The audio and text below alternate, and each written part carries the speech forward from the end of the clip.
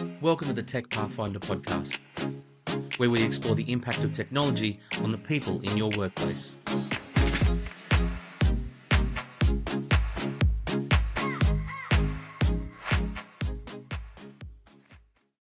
Hello and welcome to the Tech Pathfinder podcast, where we explore the impact of technology on the people in your workplace.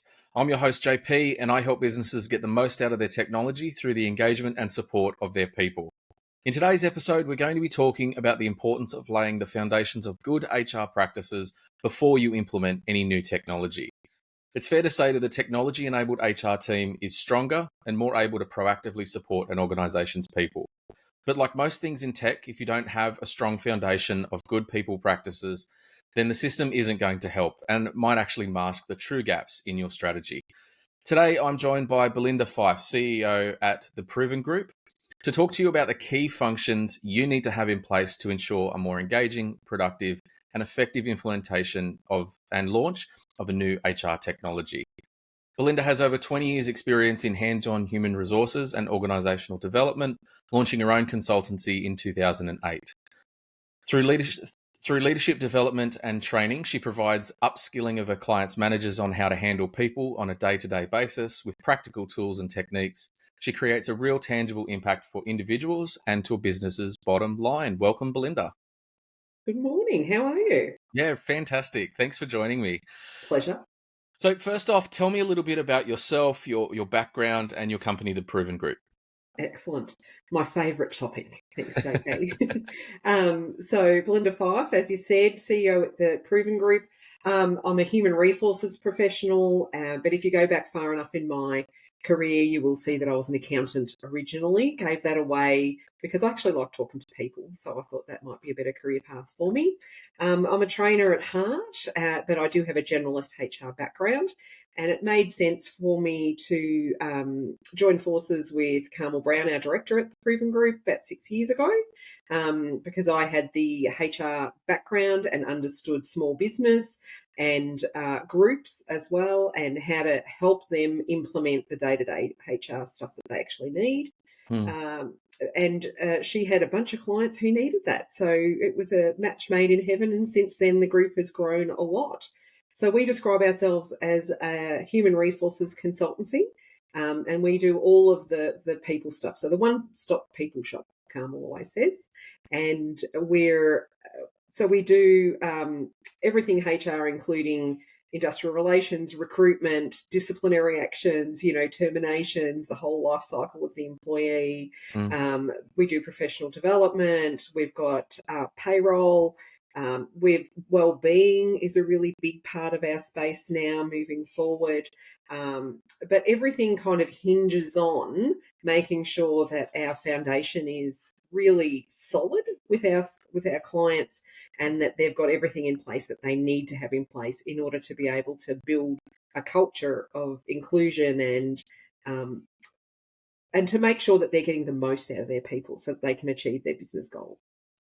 Yeah, so the title of the episode is laying foundations for good HR practices before you implement technology. So can you elaborate on the term good HR practices? What does that mean?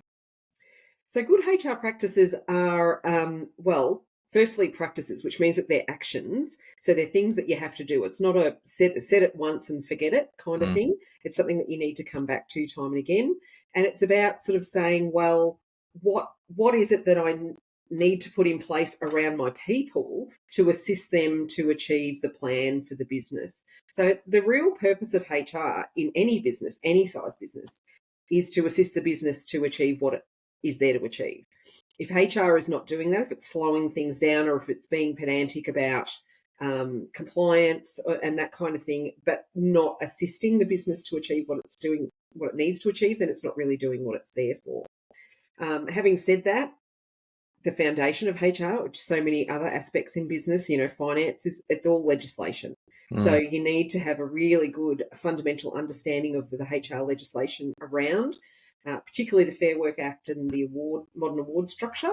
But there are so many other acts as well that fall into this category, and a lot of them are state-based, and a lot of people don't realise that. So things like equal opportunity is usually a state-based act. So it's about understanding that if you operate in Victoria, you operate in New South Wales or Queensland, what does your act actually require you to do as an employer, and make sure that you're complying. So when you're looking at buying a new piece of technology, and I've been on both sides of the fence here, selling and being sold to, there's you're bombarded with things like templates and courses and policy examples and all these sorts of things in a lot of these systems nowadays. They come preloaded effectively with a good starting point, whether it's an onboarding workflow or a new starter survey, or a pulse check within the organization. Maybe it's a policy template, maybe it's a bunch of e-learning courses. Mm. Why is that not necessarily foundational HR? And why couldn't I just go in, blind to my, I guess, my state requirements and my legislation and the process side of things, and Mm. just start picking up the templates that are built into a HR tech? Mm.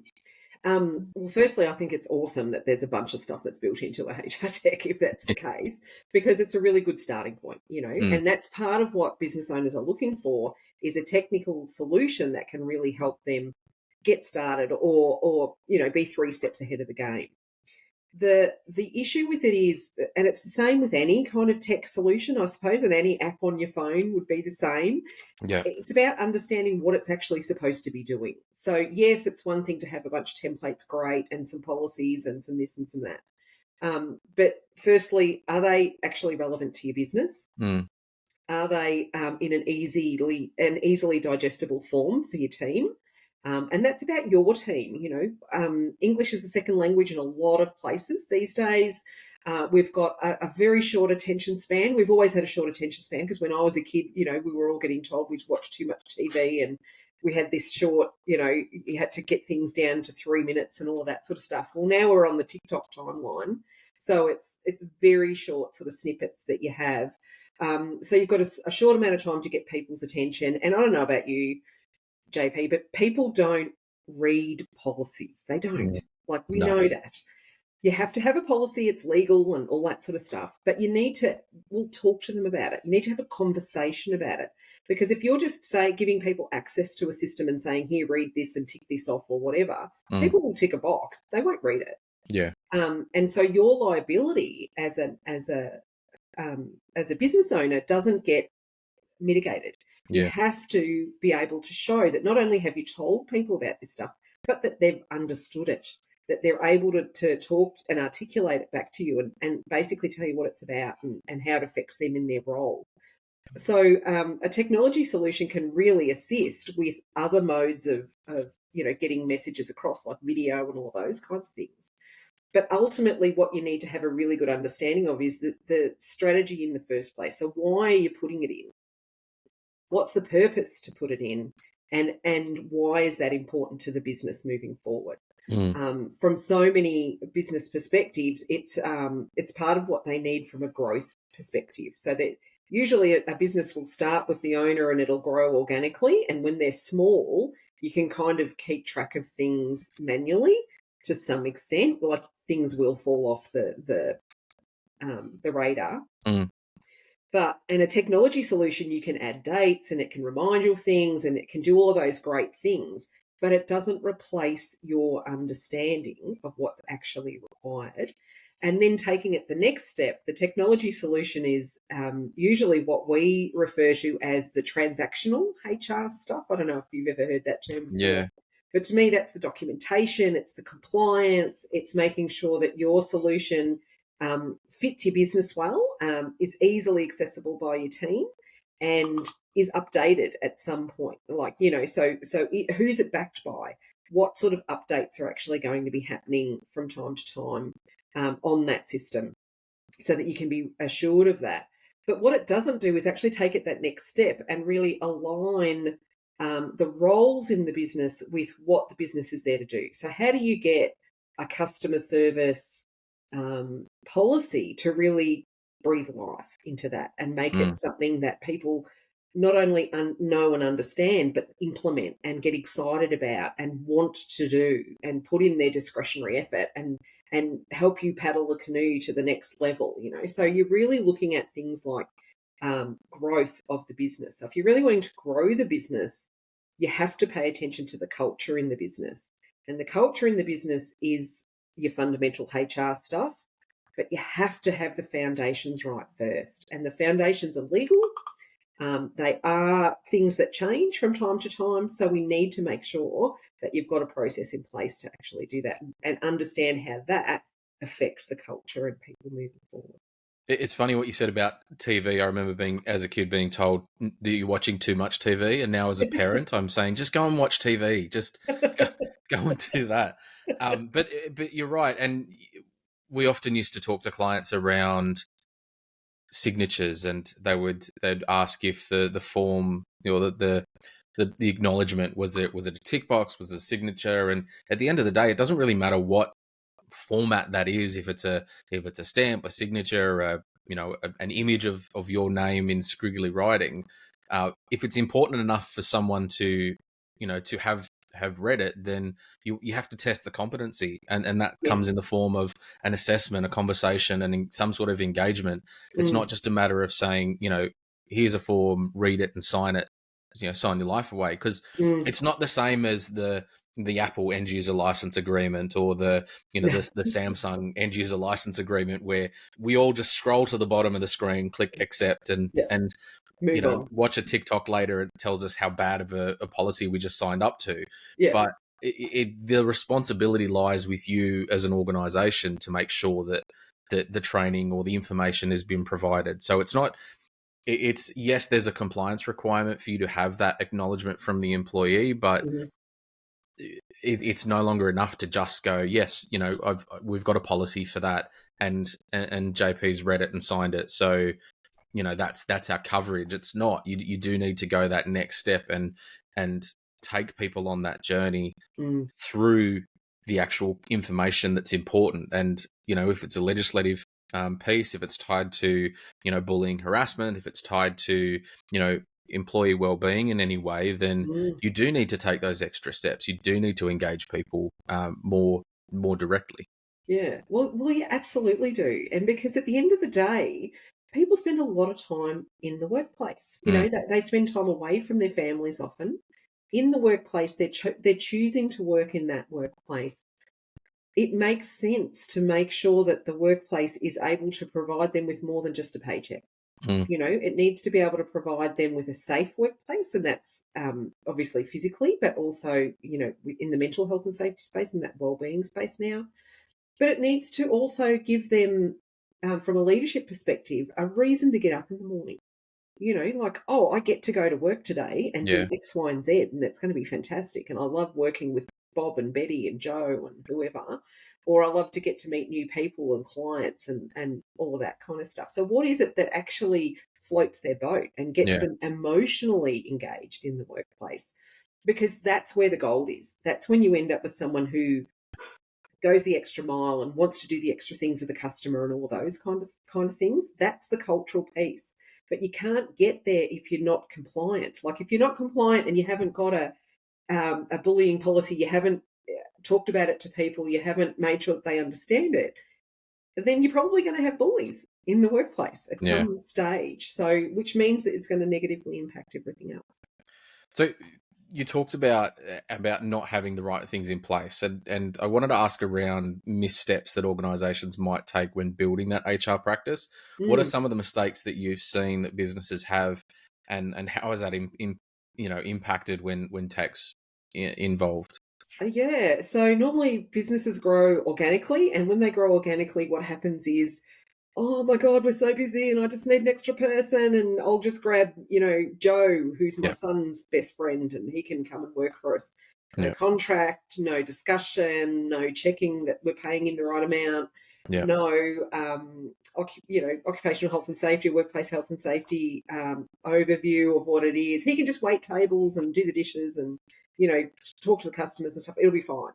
But if you're not spending the time to onboard them correctly, they're not going to understand, why your business exists, what your values are, what's important to you, Mm. what their rights and responsibilities are. I mean, staff have responsibilities under this legislation as well. They're required to do things, and it's our job as employers to make sure that they understand that and know what's really involved. And if we haven't spent the time to be really clear on that, then we leave it to the person to actually make it up. And what they make up may or may not be what we need, it may or may not be legally compliant, and it means that we end up with a result that we didn't necessarily want, and doesn't help us move the business in the way that we'd like it to be moved. So I've got an organization, I've got, let's say 50 people, 100 people in the organization. How do I'm thinking about, implementing tech. Great. I'm all for Excellent. that, Yes, 100%. But as how am do I. I, So yeah, how do I assess my current state of play of my HR practices? What's the measure that I need to be looking at to go, like, am I okay? Do I need help? Am I in trouble? What's the measure? I think the answer to that is yes, you're in trouble if you haven't got a tech solution with 50 or 100 people. Yep. It's just a matter of degrees then on how much trouble you're actually in. Yep. Because inevitably, even if you had the appropriate paperwork for everyone, because you can have a fair work inspector turn up on your doorstep any day of the week, as a Yeah. WorkSafe inspector can. They don't have to have an appointment and be announced. They'll come and say, well, I'm here to make sure that you're paying people correctly. Show me your documentation. So let's assume that you've got 100 people and you've got a contract for everyone. So well done you, for starters, because chances are there would have been one or two that slipped through without a contract normally. But how up to date is that? I mean, if somebody started 10 years ago and they started on $20 an hour, well, that's, if they're still on $20 an hour, that's illegal. It's below the lowest rate that you can pay somebody in Australia if they're an adult. So, there's got to be this constant checking and rechecking of, am I still up to date or not? And this stuff changes all the time. And it's not, as I said, it's not just Fair Work, but it's also and the modern award system, but it's also all the other pieces of legislation as well. You've got to keep on top of all it. There's a requirement, whether you have one employee or 1,000, Fair Work looks at you in the same way. They're kind of saying this is what you actually have to have. And there was a great piece in the media recently, sadly, around Baker's Delight, one of my favourite organisations, and I love their product. I actually love their staff as well. They do an awesome job at getting the culture piece across, I find. And if I get a job application from an ex Baker's Delight person, I normally interview them because they're generally pretty good. But they were all over the paper because one of the franchisees had underpaid the staff. Now, that's not necessarily the whole group at all. But there's still, that brand damage that can happen, even if it was inadvertent. And what we find with clients is that they normally just don't know. No one's really trying to deliberately rip people off.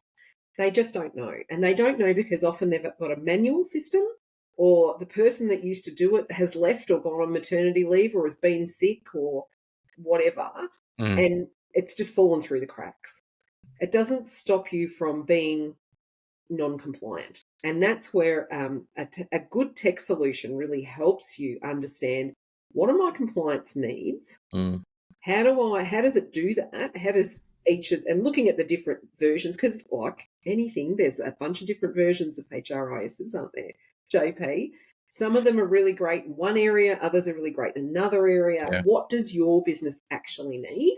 And making sure that you tailor whatever system it is to your needs so that it can help your business to grow.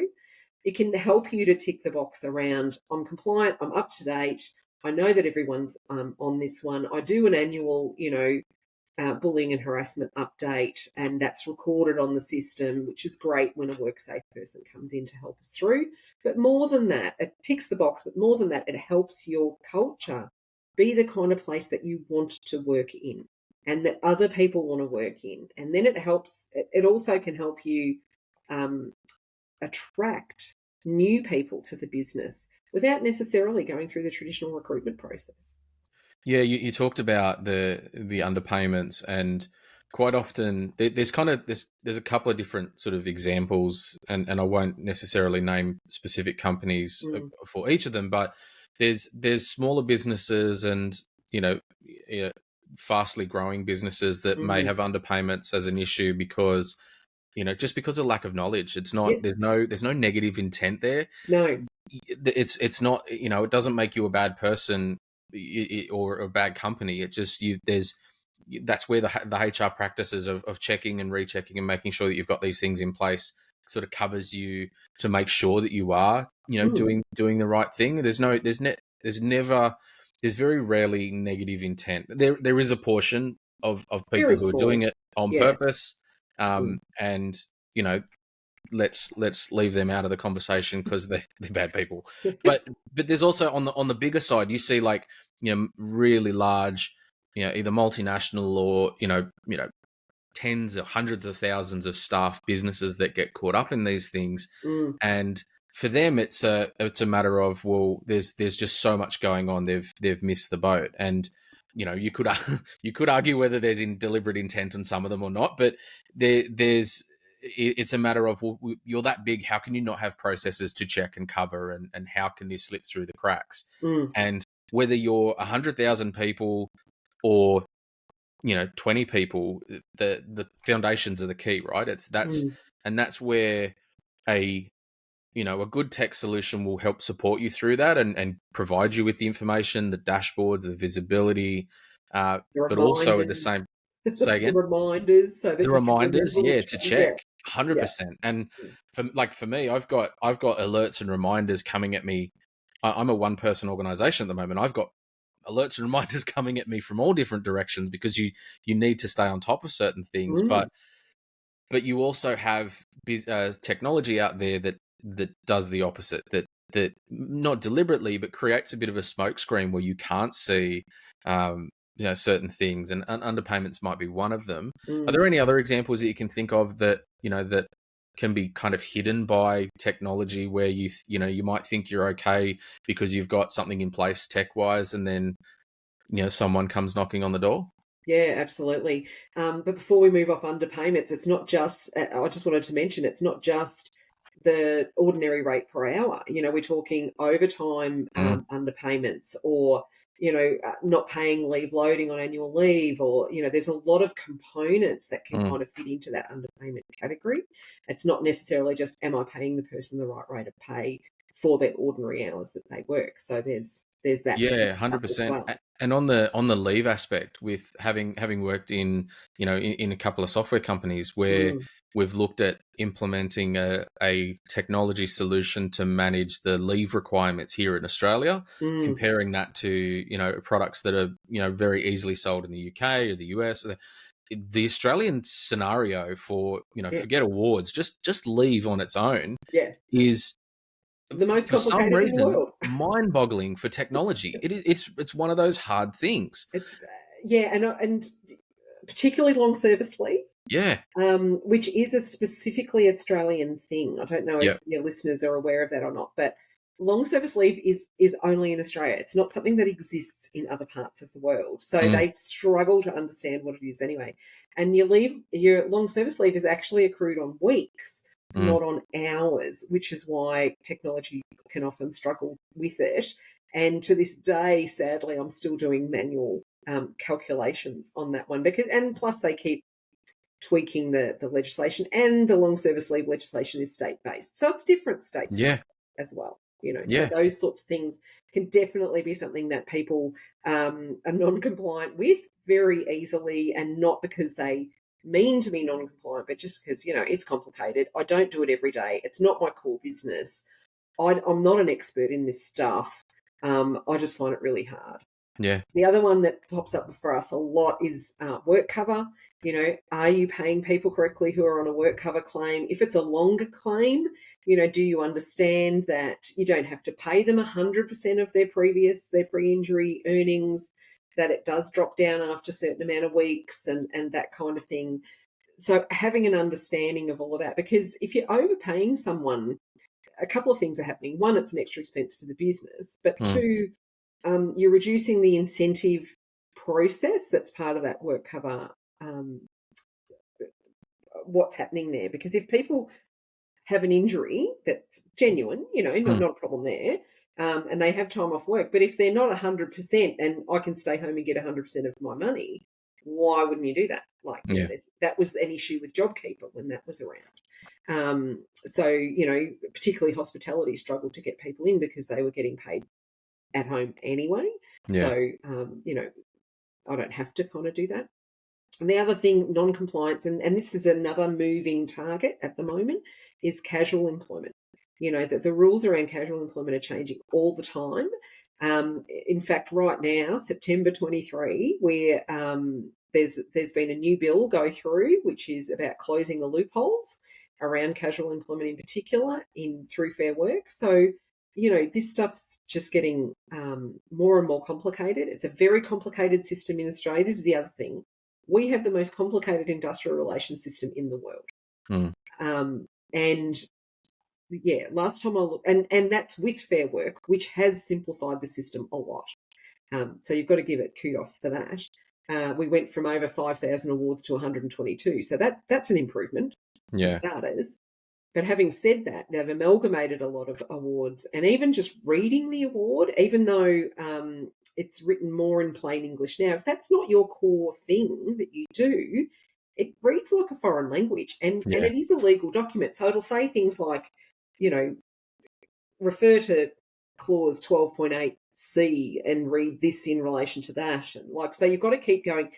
Yeah. I've read awards for more than 20 years and probably more than 30 years, really, JP, if we think about it. They're an art form, know, so you've got to be able to read it. I still read everything twice before I interpret it for a client. Yeah. And the other thing is, and this is a bit of a downfall too, so managers will often prefer things printed than on a screen for various reasons. Let's not get into why. But if they print an award, it will be out of date in about 5 minutes. Yeah. They get updated all the time. I never print any of that stuff. And every single time I get a client, even if it's a client I've known really well for a long, long time, they ask me an award thing, I will look it up. I do not think that I know this one really well. I'll just give them the answer straight off the top of my head, because stuff changes all the time. The first time I looked at awards was probably only about 5 years ago when we started looking at payroll technology. And it took me a while to get my head around just how complex it is. And for those who aren't across what an award is, effectively, and correct me if I'm wrong here, effectively it's a set of rules around which you remunerate an employee who works in a specific role in a specific industry, and the award will cover, this is the type of people that this award, this set of rules applies to. Correct. And it covers things like overtime, the amount of time someone can work in a week, the amount of pay increases, whether it's time and a half, double time, etc., across various scenarios. And you're right, it feels a lot like, I remember the first time going through and solving a few sort of, explain this scenario. Here's a scenario for a nurse. Go back to the award and interpret what sort of rates they should be paid throughout that. And it's like you're in high school again, doing those really complex sort of HSC math problems where it's like, you've got to take into account all of these factors, and there's a trick in there somewhere. And you're right. You go back and you look at it over and over again to make sure that you've covered everything, because the intent of the award is a positive one, right? It's intended to make sure that people are paid fairly, have fair work treatment, have adequate break time in. They're not, and you think of the sorts of roles where the employee well-being is really important, like nurses, for example, working late shifts, long shifts, back-to-backs, and they're in an environment where they need to be on it the entire time. They need to be alert and aware, and so if they don't get the rest, they don't get the breaks, then it makes such a difference. But there's that it's such a complex thing, and you're right, 5,000 awards down to the 100 or so that they have now is magic. But I only looked at the 100 or so and it was terrifying. It still is terrifying. Whereas I'm pretty happy with them now. Yeah. I need to go back and look at the 5,000 to sort of appreciate Yeah, the smaller number where we've now. come from. Yeah, but look, they are, because they cover not just pay, but they cover conditions, as you've said, Mm, break times and all of those sorts of things. And then and we haven't even touched on EBAs, or employee agreements, yeah. where the collective actually replaces the award and comes in with another whole thing for the organisation. So you do need a you know an understanding of how all of this stuff works, in order to get the most out of it. And but fundamentally, it comes right back to what I said at the very beginning. Your HR practices are there to assist the business to grow and achieve its goals. And so that's really what it needs to be doing. And that's what your HRIS can help with, provided it's the right one and it's a good fit for your business. So what sort of strategies then can an organization do? You've done the assessment, you go, look, I think we're okay with the awards. I think we're on track, but I want to strengthen the foundation. Where do you start? What's the starting point? Who do you look to for help? What does that process look like? For me personally, if we're strengthening the foundation, we've got oh, I'm of the opinion, and I'm a HR professional, been in it forever, and I've seen the evolution of the technology in the area. If I could, I would put a HRIS in every single client business, Mm. because it is by far the easiest way for us to manage the data and the documentation and the transactional HR and the compliance aspect It's of it. visibility, right? Like it's being able to Yeah. see, do you have the things in place, and not have to look in Google Drives and OneDrives and spreadsheets and all that sort of stuff. Which don't even get me started on the security risks. But Yes. the, Just imagine. it's amazing how many organizations still use, like big organizations, like Mm, multiple hundreds. I've even spoken to a 5,000 plus organization that was, up until they were talking to us, didn't have a technology solution in place, no. and it's they were doing it by spreadsheet, and again, taking security risk out of it, that's a whole episode in itself. But Mm. the just how you physically have time to do anything but manage that spreadsheet. Well, you don't, Yeah, and the spreadsheet will be wrong. yeah, Simple as that. Like it has to be, because it's got human error built into it. yeah. And it's, so from my perspective, it makes our job way easier if we can put in a HRA solution. The Mm, other thing, honestly, because the proven group is founded on the principle of where everybody wins. That's our overarching purpose, mm, and our team came up with that. I'm going somewhere with this, JP. Stick with me. Our team came up with that. So where everybody wins. So we have to win. The team, our team has to win. Our client has to win. The business, our client's team has to win. So it's got to work for everybody. mm. When we are actually able to put in a HRIS, it's faster. It ticks all of those boxes for us. And to be honest, it's cheaper than us doing it manually, which Yeah, we are quite upfront about with the client, because as you said, it's spreadsheets, it's Google Drives, it's lots of manual, documentation that you've got to think about for every individual in the business, yeah, all of that kind of stuff. And so it doesn't utilize our time the best, because our time really should be utilized assisting the business to look at things like, how do we get the best out of our people? How do we define their roles, or look at the structure in the business so that we're getting what we need for our strategic plan? How do we look at the workflows in the business to help us understand where we're going with that? How do we look at succession planning? How do we look at skills that we're going to need in the future, mm, that we need to get into the business? And if we happen to be in an industry that's difficult, do we need to have an overseas, immigration process that's part of that? Like really looking at that planning of what is it that the business is doing, and what is it going to be doing in 12 months, 2 years, 5 years, and what do we need to work with that? And then it's about engaging the people that you have there. And that's done through vision and values. And this is the thing, this is the cultural piece that most managers and business owners don't understand. mm. They totally miss it on vision and values because they think it's fluffy. Absolutely not fluffy. They are a tool that managers should use to assist getting people on board, because leadership is actually an emotional thing. Management is a logic thing. So here's our targets, what we're going to get, and all of that sort of stuff, and I'll assist you to Yeah, do it, and we'll do training. Leadership is an emotional thing. I want to work here. I'm inspired to work here. Here's a great new idea that I can have with the business. So what we do is actually get the foundations in, and that's where the tech is really useful. Get the foundations in, and then you can use that as a springboard to get the culture stuff in, which really assists the business get where it's going fast.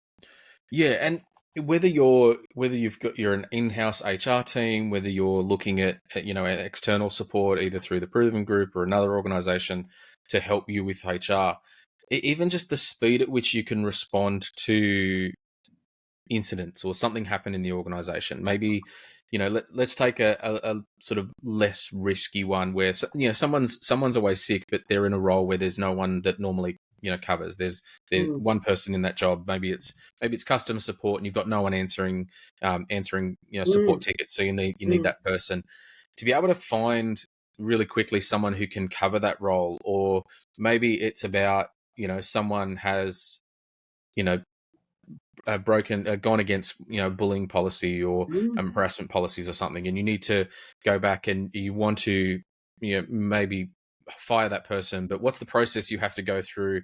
What's their what was their last performance review?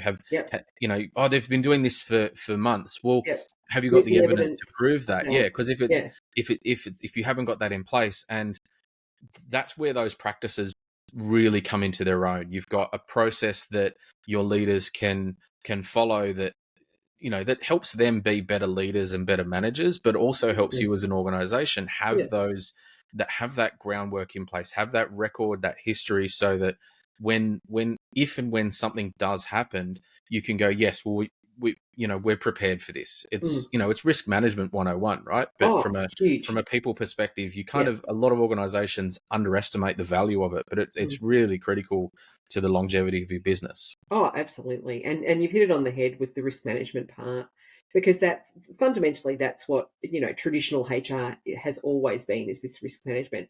We're seeing a lot more movement now into that cultural engagement piece, but there's no reason it can't be both, and it should be both.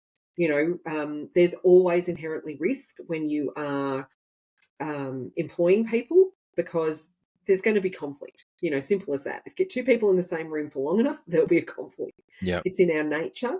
So we need to understand, what are our processes around a grievance in this place? What's the evidence? So, where are your file notes? Where are the notes around the previous conversations that you've had with this person around these behaviours? And, what have you got in place to actually assist a conversation around poor behaviours like bullying or harassment? And that's your policies, but it's also your values. If you've got respect as a value, well, obviously harassment and bullying behaviours are not respectful. Yeah. So they add the cultural piece and the compliance piece really cross over each other. And that's a really, if you can have a tech response on that, particularly with some sort of staff portal on it, then that's when you're going to get real-time information. You're going to find out about incidents as they happen. You're going to be able to take appropriate action, and you can keep things small rather than them growing into this massive big deal that can suck in other people in the organisation and become a bit of a vortex. Well, Belinda, it's been an absolute pleasure talking to you and getting to the nitty-gritty of foundational HR. I think we've taken a lot away from it. So thanks so much for joining us on the podcast today. Pleasure to be here. Thanks, JP. Cheers. If you're looking to create a harmonious and productive work environment, let the Proven Group empower your business. More than just HR specialists, they're the cornerstone for their clients in building exceptional workplaces. From expert training in leadership and management to helping individuals shine in their career, they connect top talent with outstanding businesses. And it's not just about HR. The Proven Group offers comprehensive services from mental health and safety, recruitment, resumes, and even payroll. Their award-winning specialists and personalised attention make them the best choice for your business. And their everyone wins vision is evident with their client testimonials. The Proven Group, where excellence meets expertise. Thank you to the Proven Group for supporting this episode.